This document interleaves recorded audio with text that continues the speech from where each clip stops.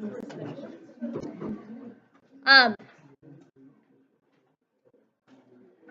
had your quiz yesterday. We don't have anything to check. We're just going to get right into the next lesson for the chapter.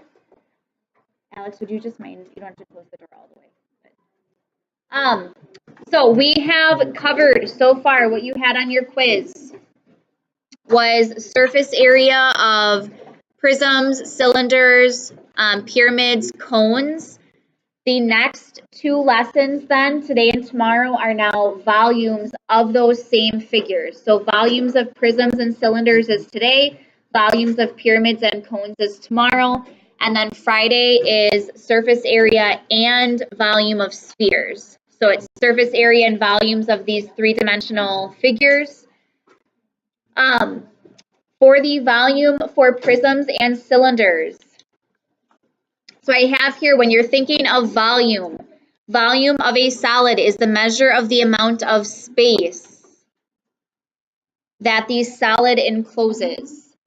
So surface area you can kind of think of as the area, what's covering the object, and then volume is the space that's filling the object. So volume is measured in, anybody know what kind of units volume is measured in? Cubic units. So area is units squared, volume is units cubed. And then, so if we look at this shape right here, first of all, what would the name of that three-dimensional shape be? I know it looks weird with all the little squares, but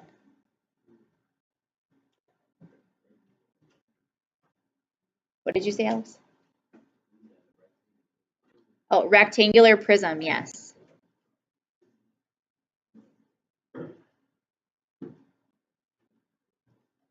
It's shown this way just to kind of help you understand volume. So here it says this is also helping you understand the formula for volume. So the top layer, if you just look at that top layer, notice it is 6 by 4 by the height is 2.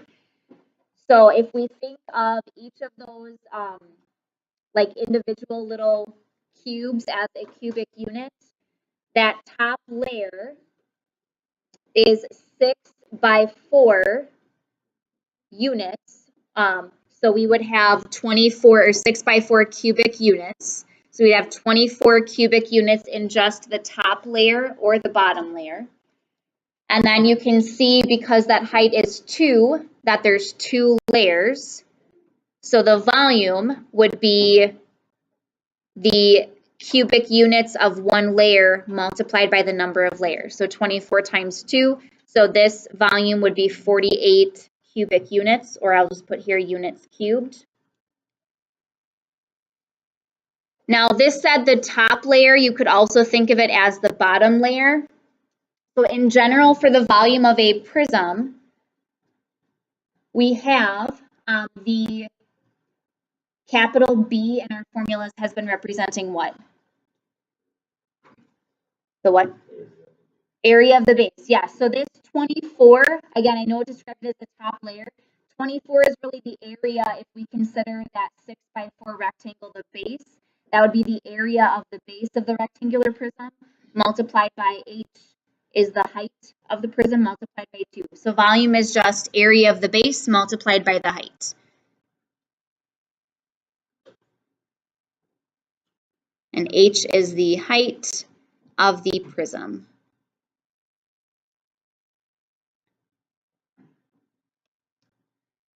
So just like when you were finding surface area for prisms, you do have to be careful what you are using as your base.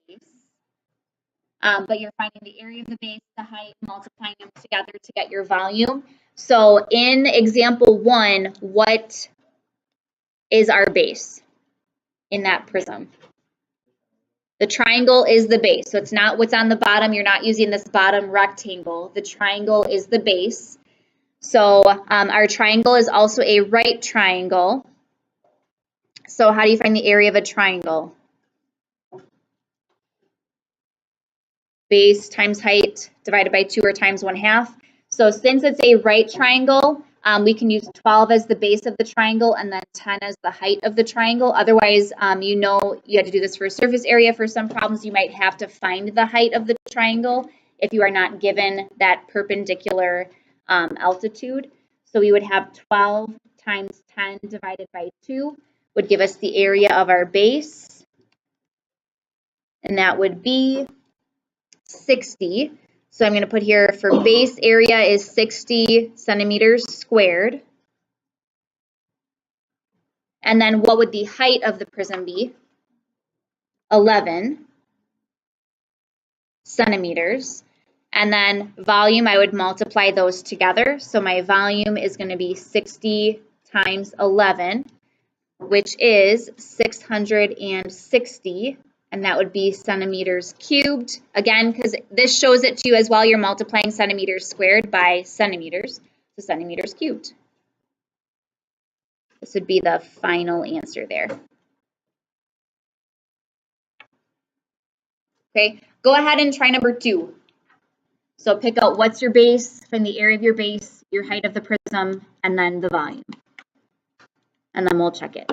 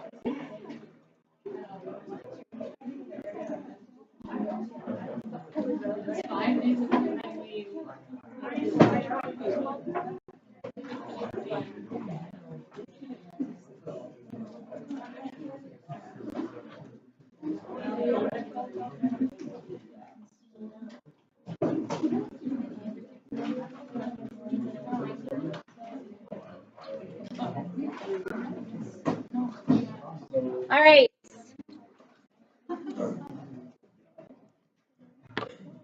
Checked in with all of you. I think we're okay. Double check if you had to redo it. redo something. Volume should be 27. All right, so any questions on prisms?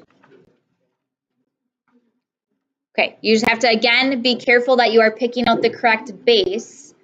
Otherwise, everything else could potentially be incorrect. Unless you have a rectangular prism, then your base can be any of the rectangles, but make sure if it specifies one base that you have the right one. Then volume of a cylinder. So just like prisms and cylinders have the same surface area formula, they also have the same volume formula. So it's still area of the base times height. When you have a cylinder, your base is a circle. So another way to write the volume of a cylinder is pi r squared times h, because the area of a circle, which is your base, is pi r squared. So I'm just writing here, area of a circle is pi r squared. So that's just a different way to write it. But if you just know volume is area of your base times your height, then you're using that for both prisms and cylinders. So base is, or B is still area of your base. If you want to make a note, since that is a circle, it'll be pi r squared. And then height is h. So this is the height of the cylinder.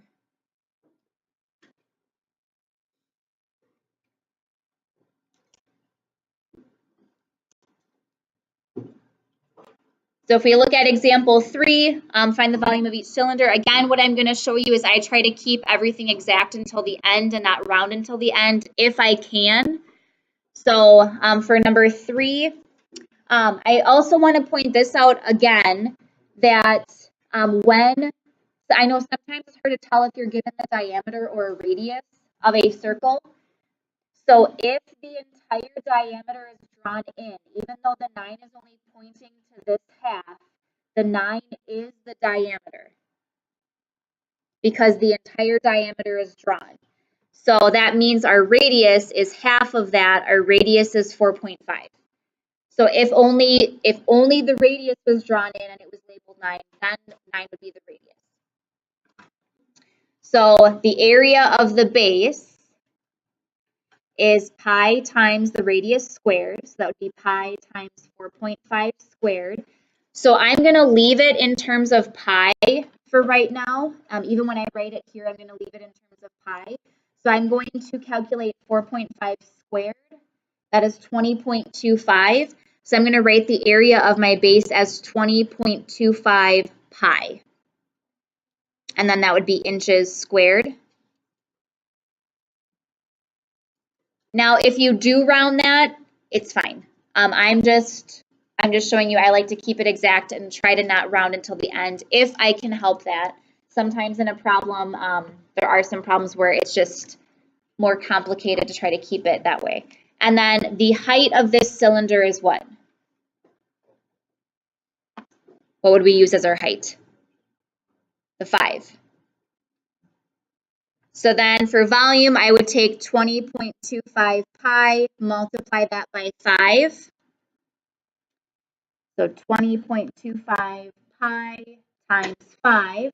And then this I would round, again, using the pi key, not 3.14. So that's 318.1 if you round to the first decimal place. So 318.1 inches cubed.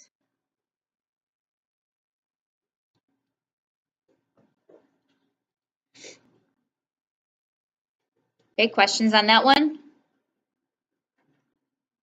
The last one is given a little bit differently. So here in our cylinder, finding the area of our base. So here we know the diameter is 10. So radius is 5. So the area of the base is pi times 5 squared. 5 squared is 25, so that would be 25 pi centimeters squared for the area of the base. For the height of the cylinder, we don't have the height. We are given this diagonal length, which is 13. The height would be like here or on the other side. That's what I need. How would I find the height, do you think? Pythagorean theorem, yes. So remember, unless it says that it is not a right cylinder or whatever the shape is, you are assuming that the shapes that you are given are right prisms or right cylinders or right pyramids or right cones. So you can assume that, like this angle here, if this is your diameter of 10, this is a right angle right there. So to find h, I would take 13 is my hypotenuse, so I would have h squared plus 10 squared equals 13 squared. So h squared plus 10 squared is 100 equals 13 squared is 169. Subtract 100, so h squared would be equal to 69, and then take the square root. So I'm going to put here h is the square root of 69, which I know is a decimal. You could leave that or round it 8.3 approximately. But what I'm going to do when I calculate the volume is I'm going to plug the height in as the square root. So again, I'm not rounding my final answer until the end. So I would have 25 pi multiplied by the square root of 69.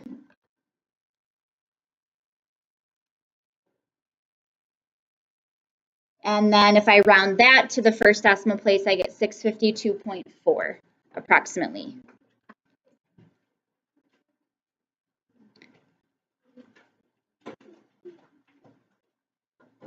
Okay, questions there?